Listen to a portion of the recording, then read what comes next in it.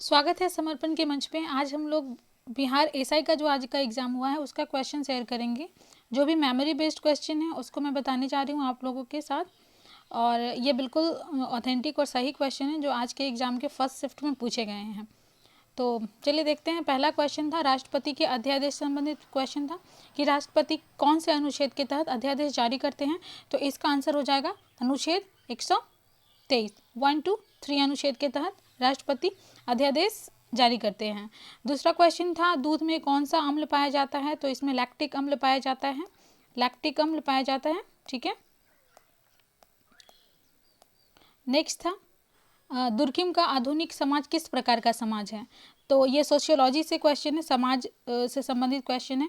तो दुर्खिम ने दो तरह के बताए थे, समाज का वर्णन किया था। एक बताया था इन्होंने यांत्रिक समाज, और दूसरा बताया था सावयवी। ठीक है, सावयवी समाज जो हमें आधुनिक समाज में देखने को मिलती हैं। पहले के समाज में सारी जो भावनाएं थी, उद्देश्य थे, सारे एक थे और उन्हें अंतर्निर्भरता जो थी वे काफ़ी कम थी, जबकि आधुनिक समाज में जो है अंतर्निर्भरता अधिक है। इसलिए दुर्खिम ने आधुनिक समाज को सावयवी समाज की संज्ञा दी है। तो इसका आंसर हो जाएगा सावयवी समाज। ठीक है। नेक्स्ट था वर्ग संघर्ष का सिद्धांत किसने दिया है। तो वर्ग संघर्ष का सिद्धांत के प्रतिपादक थे कार्ल मार्क्स थे। ठीक है, कार्ल मार्क्स। नेक्स्ट क्वेश्चन था वेबर का जो परंपरागत सत्ता का सिद्धांत था वो किस फैक्ट पे आधारित था।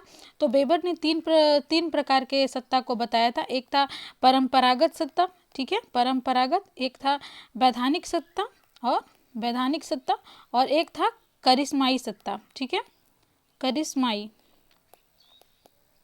यानी परंपरागत सत्ता में जो प्रथा चली आ रही है उस प्रथा पे अगर कोई राजा बनाया जाता है, वहाँ की सत्ता सौंपी जाती है, तो वो हो जाता है परंपरागत सत्ता। और वैधानिक सत्ता जो होती है, जैसे वर्तमान में हम एक देख सकते हैं ब्यूरोक्रेसी को या फिर लोकतंत्र को देख सकते हैं कि एक विशेष लोगों की योग्यता के आधार पर सत्ता उसे सौंपा जाता है, तो वो वैधानिक सत्ता होती है। और करिश्माई सत्ता होती है अगर किसी व्यक्ति के अंदर ऐसा करिश्माई गुण हो, एक काफ़ी आकर्षक व्यक्तित्व हो, एक उच्च व्यक्तित्व और एक अच्छी वाक्य शैली हो, तो वो नेता बन सकता है। तो ये वेबर के 3 प्रकार के सत्ता के सिद्धांत थे।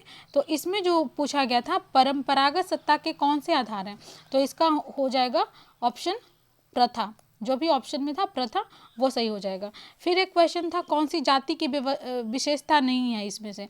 तो जाति की विशेषता को हम लोग अच्छे से जानते हैं कि इसमें एक होता है कि समूह के अंदर ही विवाह किया जाता है। ठीक है, समूह के अंदर ही विवाह होता है, बाहर विवाह करना मना होता है।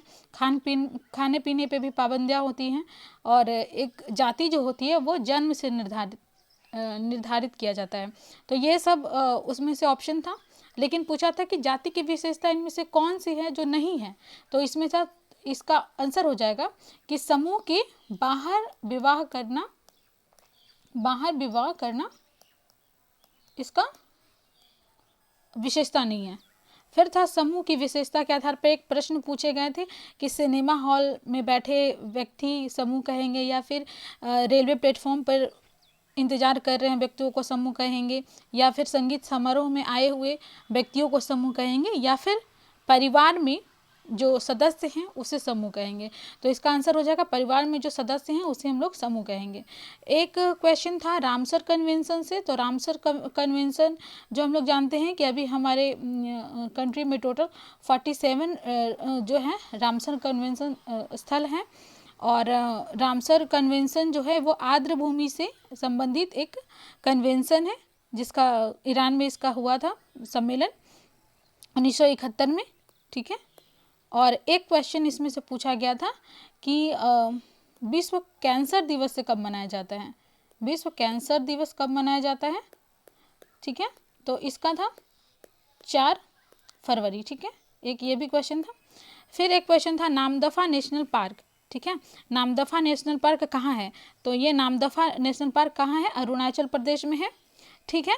और एक था अरुणोदय योजना, अरुणोदय योजना के बारे में था। तो ये कहाँ से, अरुणोदय अरुणोदय योजना, सॉरी अरुणोदय योजना था। तो ये असम से प्रारंभ की गई थी, इसका आंसर हो जाएगा असम। फिर सप्त क्रांति के जनक कौन थे? संपूर्ण क्रांति के जनक हम लोग जानते हैं कि जयप्रकाश नारायण थे, और ये सप्त क्रांति के जनक थे राम मनोहर लोहिया। ठीक है, नेक्स्ट था एक क्वेश्चन, केंद्रीय सतर्कता आयोग, सेंट्रल विजिलेंस कमीशन, इसके कार्य से संबंधित क्वेश्चन थे। ऑप्शन मैं ठीक से रिकॉल नहीं कर पा रही हूँ। फिर था कि संघीय जो सुप्रीम कोर्ट है वो कौन से अधिनियम से बना था? तो ये बना था भारत शासन अधिनियम 1935 से। ठीक है, फिर था सबसे ऊंचा हर्बल पार्क कहाँ स्थापित किया गया है? तो इसका आंसर हो जाएगा उत्तराखंड के चमोली में। ठीक है, उत्तराखंड के चमोली में। ठीक है, फिर है खेल जो सम्मान होता है वो किस मंत्रालय के अधीन दिया जाता है? तो इसका होगा युवा मामले और खेल मंत्रालय, युवा खेल मंत्रालय। ठीक है, नेक्स्ट था कि अशोक चक्र कब से प्रदान किया जा रहा है? तो इसका हो जाएगा आंसर 1952। एक क्वेश्चन था नोबेल प्राइज से, जिसमें पूछा गया था कि साहित्य का नोबेल पुरस्कार किसे दिया गया है? तो ये दिया गया था अब्दुल रज़ाक गुरनाह को दिया गया था। फिर एक क्वेश्चन था 2024 का ओलंपिक कहाँ आयोजित किया जाएगा? तो ये पेरिस में किया जाएगा। ठीक है, फिर एक पंचवर्षीय योजना से प्रश्न पूछे गए थे कि किन क्षेत्र में इसमें वृद्धि दर्ज की गई है? तो इसमें एक ऑप्शन था डी, उपयुक्त सभी, तो उसका हो जाएगा option number D. Next question था कि खाद्य श्रृंखला में सर्वाधिक संख्या किसकी होती है? तो इसका आंसर हो जाएगा प्राथमिक उपभोक्ता का, प्राथमिक उपभोक्ता। ठीक है, जो ऑप्शन था उसके अकॉर्डिंग। फिर था न्यूक्लियर रिएक्टर में जो होता है जो अभिक्रिया होती है वो उसको कौन नियंत्रित करता है? तो इसका हो जाएगा मंदक, मंदक इसका आंसर हो जाएगा। और एक क्वेश्चन था